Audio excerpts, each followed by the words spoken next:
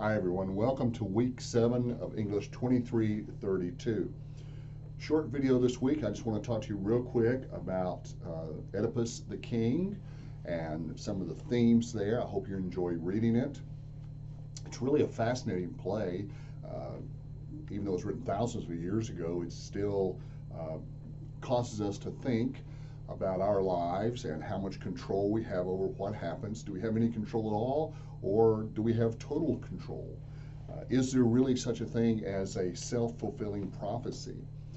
And what are taboos, and should there be taboos? Now, the first thing to remember is that when Oedipus kills his dad, that it's not murder. In one sense, it's self-defense. Even a jury in our day would consider it self-defense, since Laius had attacked him first, and there were 3, well, really 4, but he kills 3, 2 guards and the king, without knowing who he is. But he's really just defending himself. But in their culture, killing your father, even without knowing who it is, was really, really, really a bad thing to do. He gets cut no slack for killing his own father, even though he didn't know it was his own father.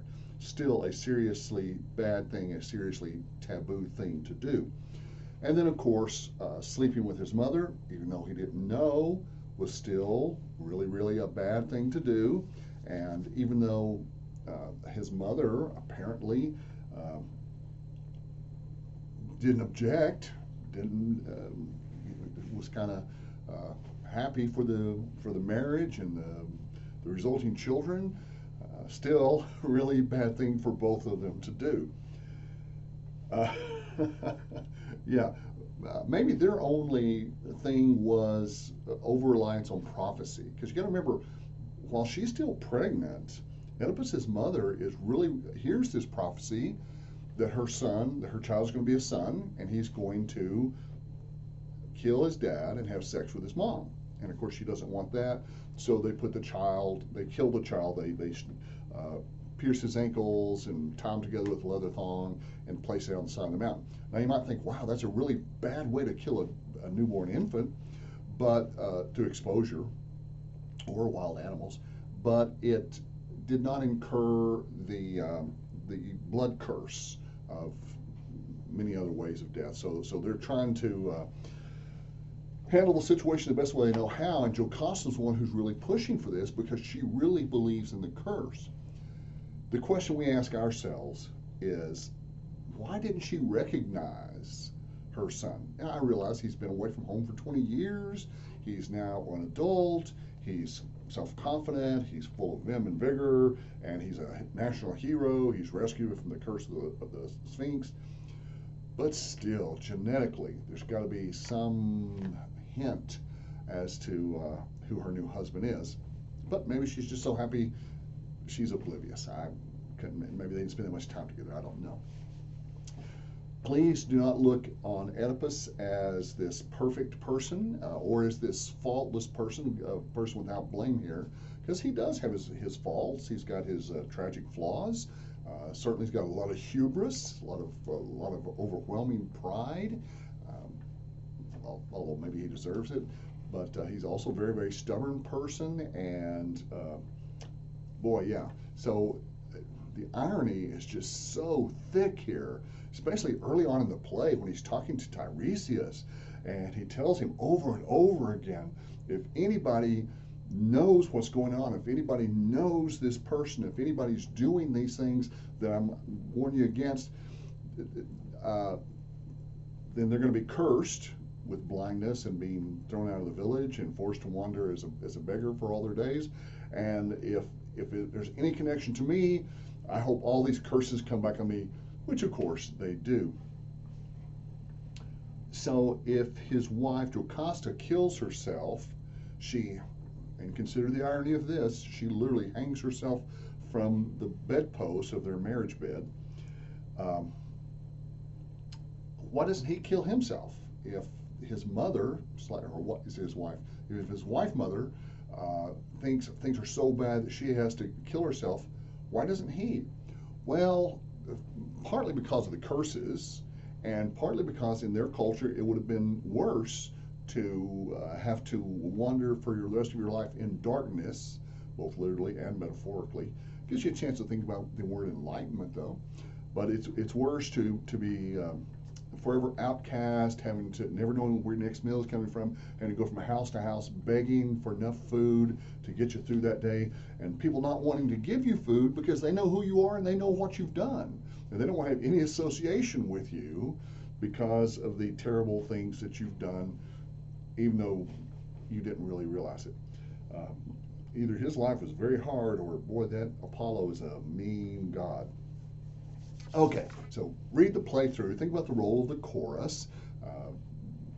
Think about why this play would have been so widely recognized and so highly honored. Think about the characters. What is your opinion of Creon? Do you like Creon? Do you trust Creon? What about Tiresias? Is he a believable character? And Tiresias, of course, is blind, which gives us another theme to think about: sight versus blindness. And sight, of course, is equal to understanding. Blindness is equal to darkness/ignorance. But Tiresias, the blind prophet, is the one who understands what's going on.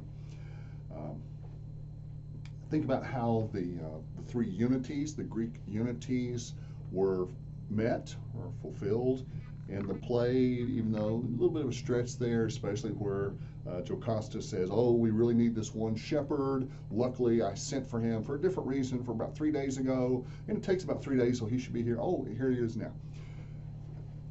Yeah, a little bit of a stretch there. But anyway, it's a wonderful play. I hope you enjoy it. Be sure you know the characters, the plot, the theme, CPT on all of this.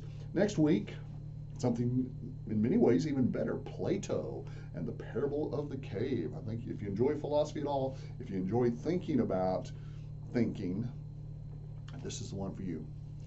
Before we wrap up today, I want to share with you a video which I saw a couple of weeks ago. It's called The Lesson of the Marshmallow. And this experiment has been repeated several times. I forgot the gentleman's name, but scientific researcher in understanding and knowledge goes to a kindergarten class, little 5-year-olds, and he goes to them all and he says, okay, I'm going to give each one of you a marshmallow, and it's a gift, it's yours, you're free to eat it if you want. I'm going to leave the room and I'm going to come back in 5 minutes, and if you've eaten your marshmallow, that's good. But if you haven't eaten your marshmallow, I'll give you another marshmallow. So if you don't eat your first one, if you wait for 5 minutes, then I'll give you a second marshmallow.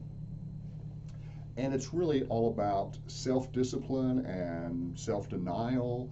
How much can you wait? And it's a study of this particular age group, but it applies to us as well as college students.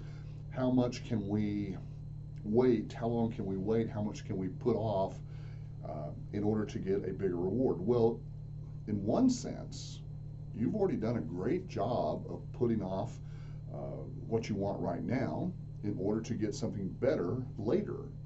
Later could be years from now, after college graduation, better job, more consistent job, maybe doing what you want rather than opposed to what you have to do. But it also applies to our daily lives. You know, right now I'd like to be watching TV, or I'd rather be eating dinner, or I would really like to be playing video games.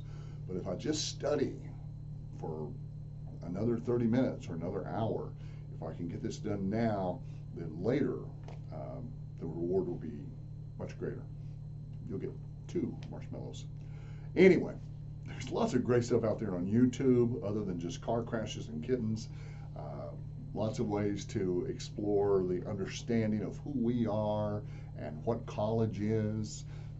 Higher education has always been a fascinating subject to me, and how it works and why it works. And yes, higher education works very well in America, and I'm proud of you for being part of it. If you have any questions, drop me an email.